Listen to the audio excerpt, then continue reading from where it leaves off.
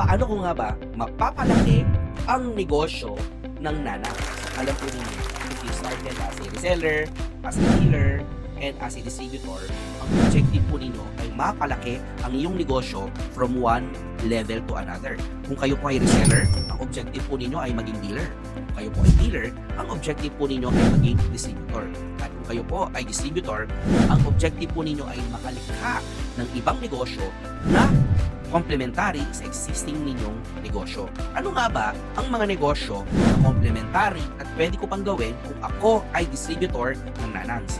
Number 1, pwede po kayo magtayo ng frozen food stall na nagbebenta ng iba't ibang brand or iba't ibang grocery items. Alam po ninyo, meron kaming mga distributors po, sila po ay may existing na grocery or tayo po sila ng grocery. At maari po ninyong gawin ito upang mapalaki ang inyong existing business.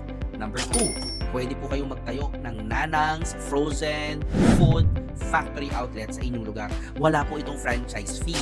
Ang kailangan lang po is ma-approve ang inyong lugar bilang aming factory outlet at kayo po ay magpapa-approve din ng design at layout.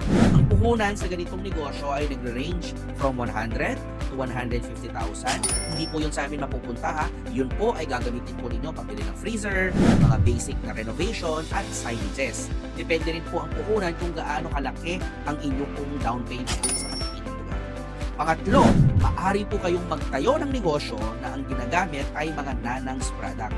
Meron po kaming isang distributor, ang gamit niya po sa kanyang catering business ay ang mga Nanangs product at binibenta niya ang roast beef, lumpiang Shanghai, lechon belly, sisig at napakarami pang iba dahil meron siyang inventory or stocks na nakukuha niya as distributor.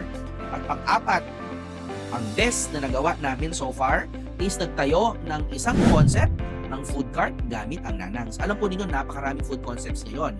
Pwedeng siomai, burger stand, barbecue stand, sizzling house, tapsilogan. Ang maganda sa Nanangs, ano man ang piliin mo, meron tayong produkto na angkop dyan. In fact, yung aming pong unang concept ay tinayo, ang Body Barbecue.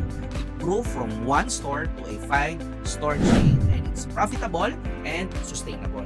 Kaya kung ikaw ay distributor na or nangangarap maging distributor ng Nanangs, ito ang isa sa paraan para mapalaki mo ang negosyo mo. I hope makasama ka namin sa pagnenegosyo hanggang sa tagumpay. See you on our next video para malaman mo kung saan tayo pupunta as a company.